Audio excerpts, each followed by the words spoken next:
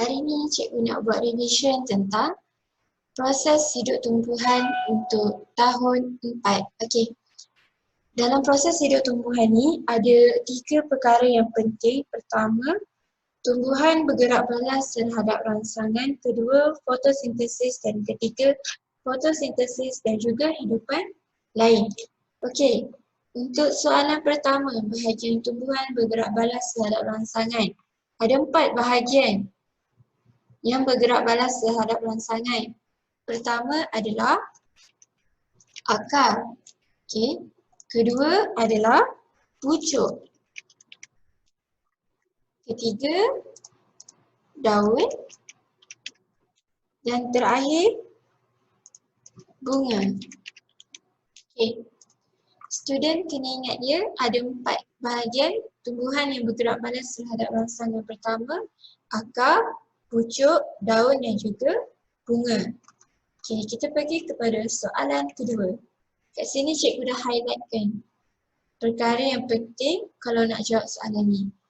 Okey, soalan kedua, air merupakan sumber yang sangat penting pada tumbuhan. Apakah bahagian tumbuhan yang bergerak balas terhadap sumber air?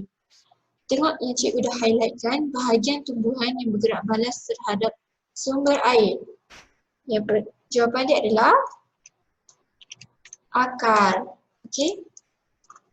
Nombor 3. Tumbuhan memerlukan cahaya untuk tumbuh besaran. Bahagian apakah yang bergerak balas terhadap cahaya? Ada 2 bahagian yang bergerak balas terhadap cahaya. Pertama adalah pucuk tumbuhan. Kedua adalah daun tumbuhan. Okey. Ada 2 bahagian yang bergerak balas terhadap cahaya. Pertama, pucuk tumbuhan. Kedua, daun tumbuhan. Okey, kita pergi kepada soalan nombor 4. Tengok, daun semalu disentuh. Apakah yang berlaku kepada daun semalu apabila disentuh? Jawapannya, daun semalu itu akan jadi menguncup.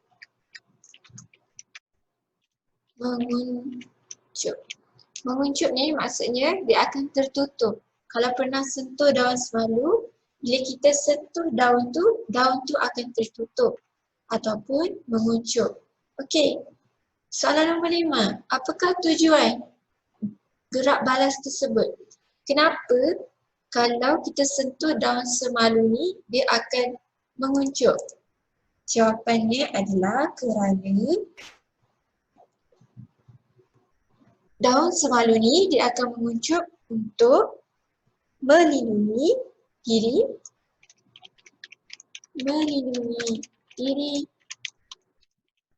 daripada musuh. Kalau dalam soalan nanti dia tanya apakah tujuan gerak balas tersebut?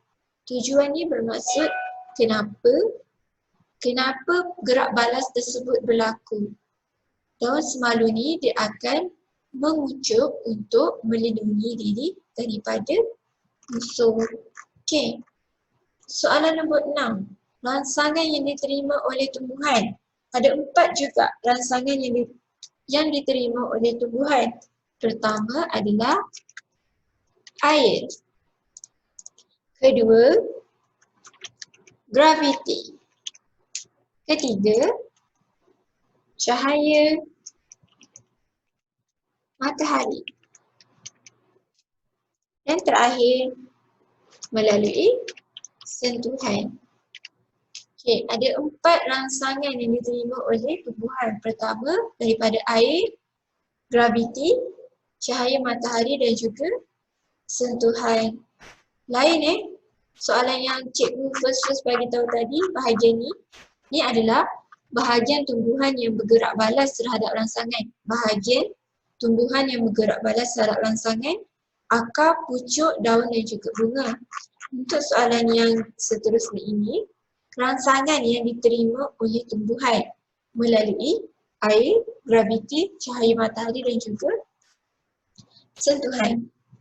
Okey, kita pergi kepada soalan fotosintesis. Okey.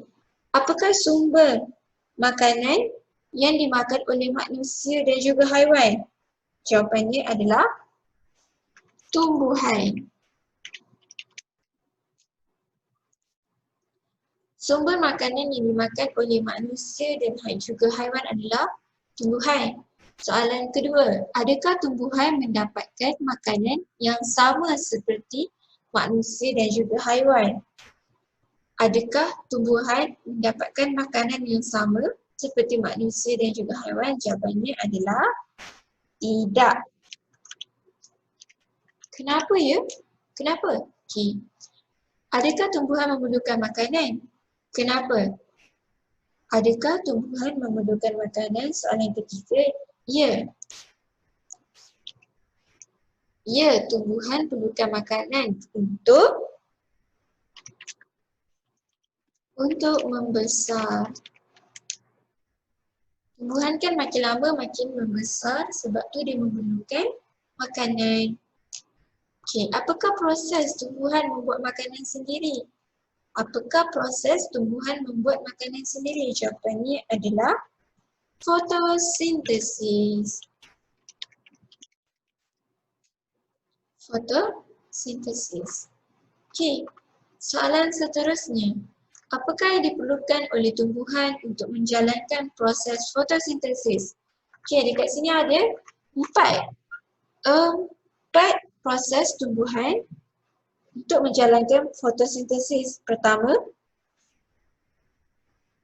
tumbuhan memerlukan matahari. Cahaya matahari. Kedua, tumbuhan memerlukan karbon dioksida. Karbon dioksida.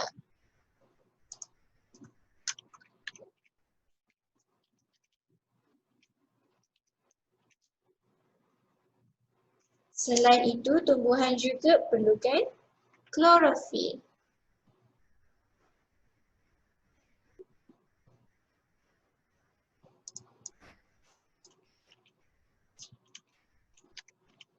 Dan terakhir, tumbuhan memerlukan air. Okey.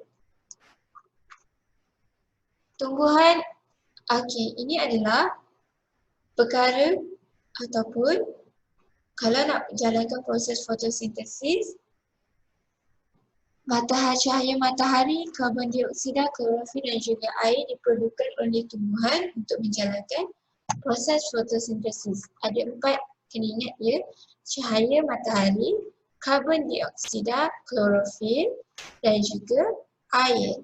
Okey. Apakah bahagian yang berfungsi untuk menyerap cahaya matahari? Bahagian yang berfungsi untuk menyerap matahari. Jawapannya adalah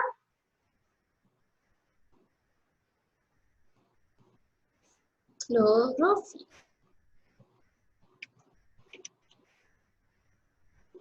Klorofil. Bahagian. Klorofil berfungsi untuk menyerap cahaya matahari. Okey. Soalan 7.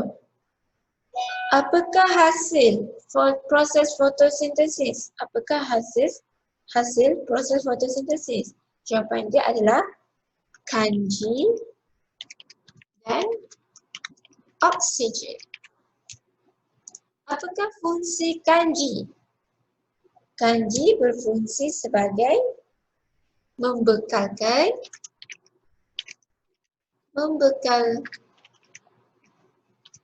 tenaga yang diperlukan untuk pertumbuhan, pengeluaran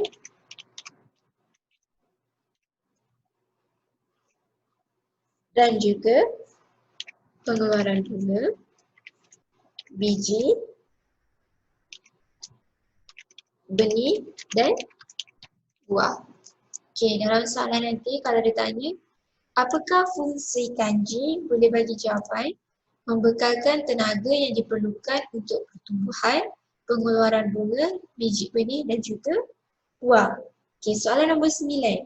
Di bahagian manakah kanji yang disimpan akan dihasilkan? Di bahagian mana? Jawapannya adalah daun dan juga buah. Okay. Bahagian yang disimpan, bahagian kanji yang disimpan adalah di daun dan juga di buah.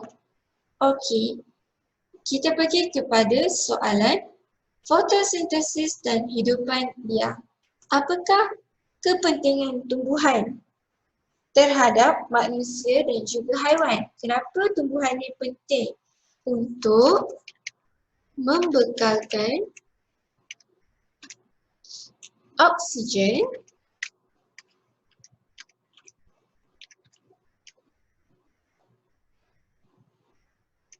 dan makanan.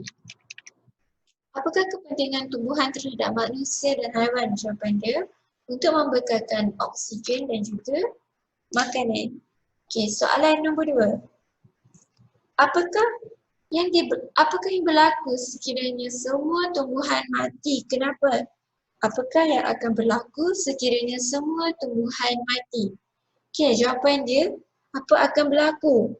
Semua hidupan lain akan turut mati.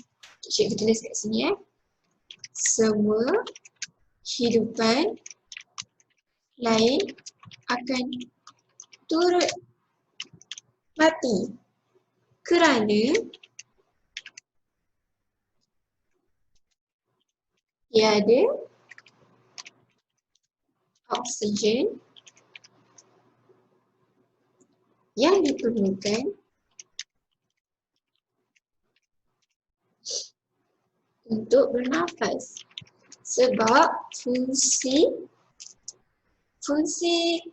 tumbuhan dia membekalkan oksigen dan juga makanan. Kalau tumbuhan mati, semua hidupan lain akan turut mati. Semua hidupan lain akan turut mati kerana tiada oksigen yang diperlukan untuk bernafas. Okey, soalan terakhir. Mengapa tumbuhan tidak perlu bergerak seperti haiwan untuk mendapatkan makanan? Ini soalan kehebat Kenapa tumbuhan tidak perlu bergerak? Jawapan dia, kerana apa yang diperlukan oleh tumbuhan untuk membuat makanan berada di sekitarnya sendiri. Jawapan dia, kerana apa yang diperlukan oleh tumbuhan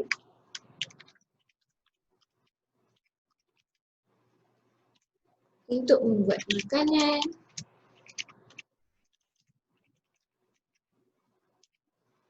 berada di sekitarnya. Okey, hanya ini sahaja perkongsian cikgu pada kali ini. Kita akan pergi ke topik lain untuk next posting. Terima kasih.